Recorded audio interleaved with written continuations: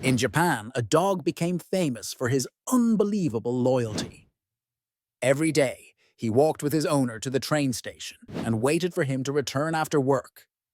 But one day, the owner suddenly passed away and never came back. What's incredible is that the dog kept coming back to the station every single day, rain or shine, for nearly 10 years. People in the town noticed, and the story touched so many hearts. The dog became a symbol of faithfulness and love.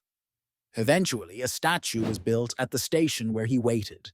Even today, people visit to pay tribute to this loyal companion who never gave up waiting for his best friend.